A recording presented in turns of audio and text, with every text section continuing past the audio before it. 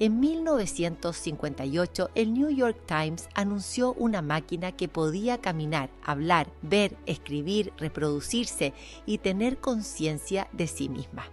Parecía el inicio de una nueva era, la confirmación de que en pocos años las máquinas superarían a los humanos. Pero esa promesa se hizo pedazos.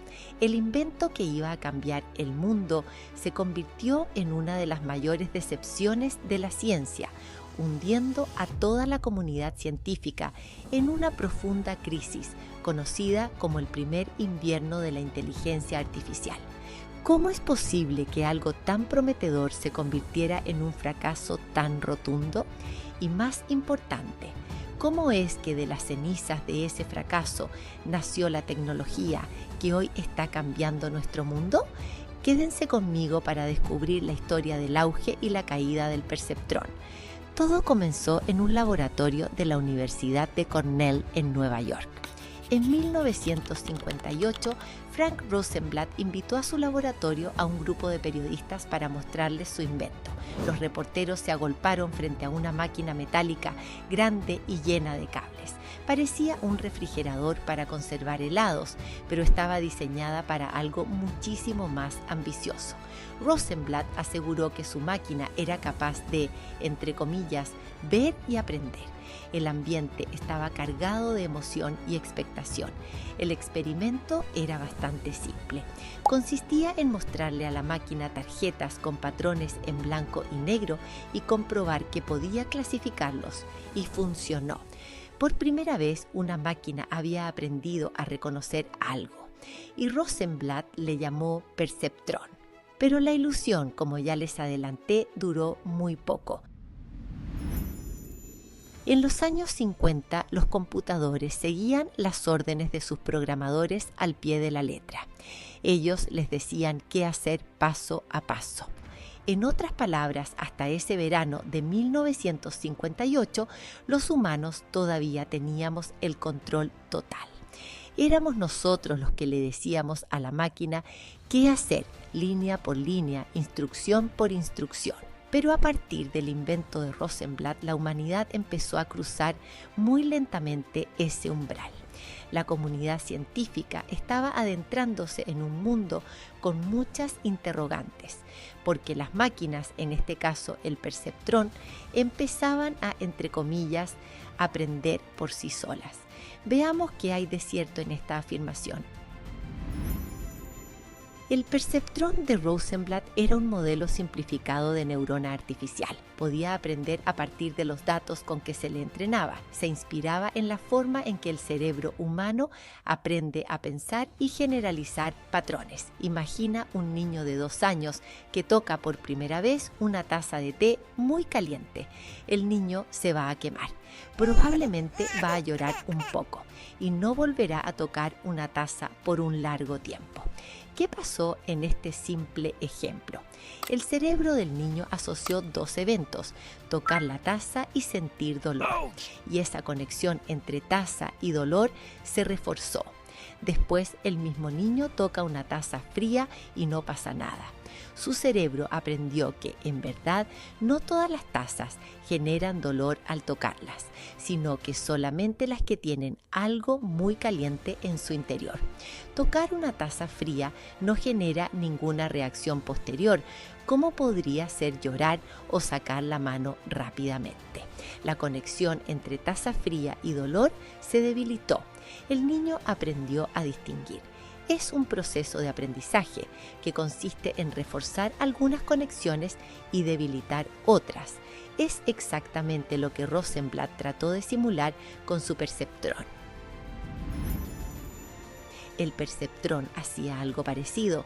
Cada entrada representaba un rasgo de un objeto, la forma, el color, la textura, etc. Y cada uno de estos rasgos tenía un peso.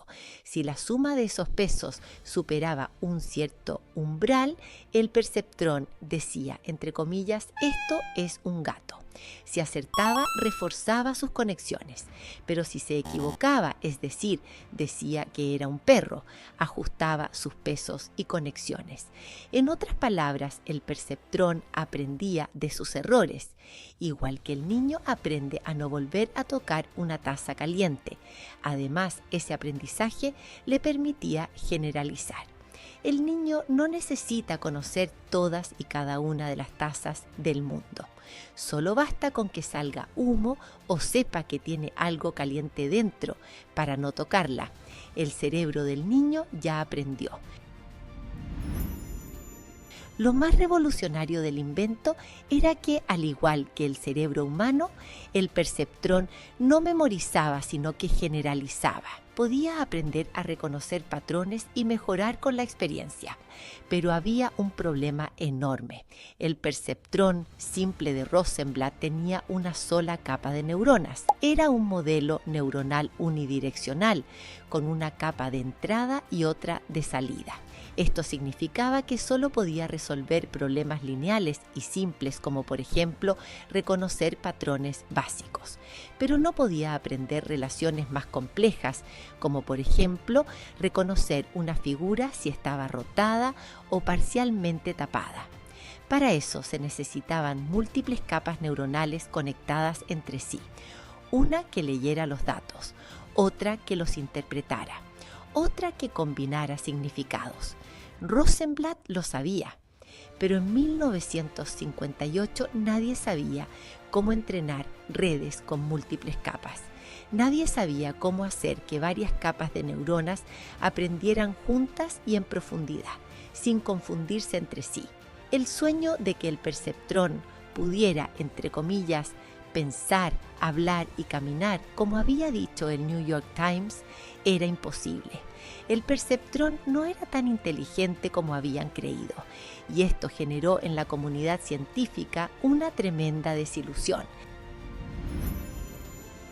Ante esta desilusión, la investigación se estancó, los fondos se redujeron, los laboratorios dejaron de explorar este camino y comenzó el primer invierno de la inteligencia artificial. Fue una etapa de estancamiento, sin avances técnicos, sin fondos y sin resultados. Fue una época de, entre comillas, congelamiento de la investigación en inteligencia artificial. Pero no todos perdieron la esperanza.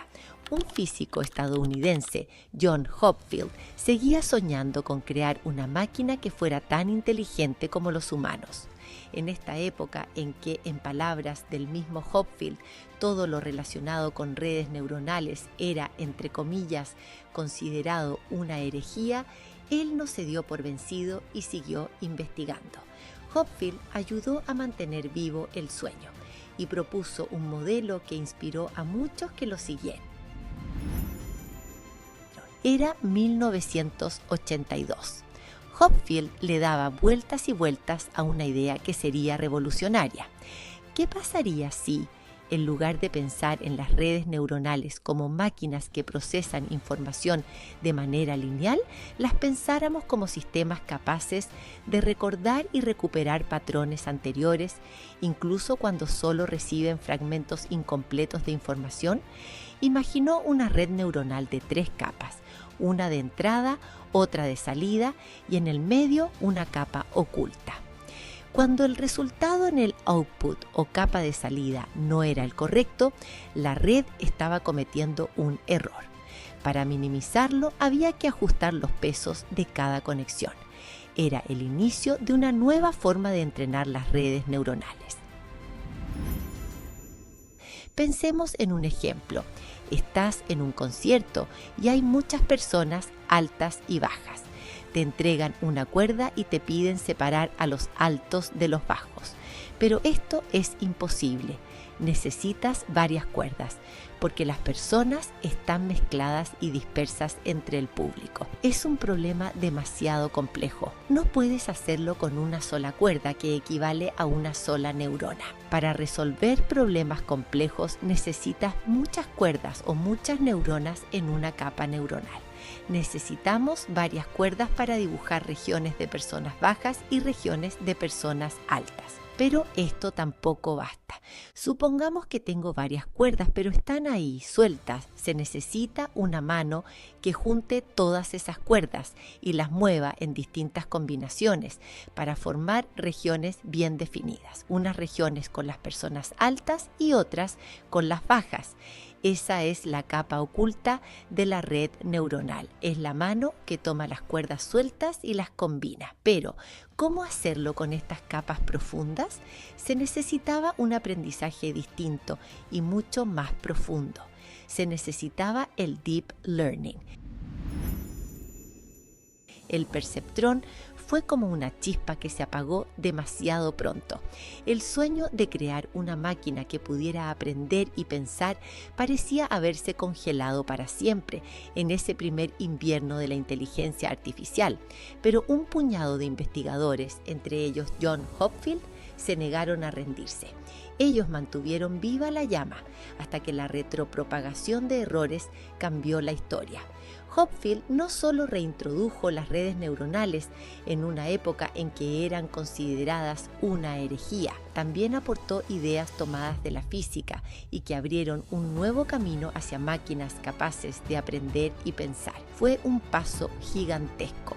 Su aporte fue clave para volver a abrir el camino hacia el entrenamiento de redes multicapas, el puente que faltaba entre el perceptrón simple de Rosenblatt y las redes profundas que conocemos hoy.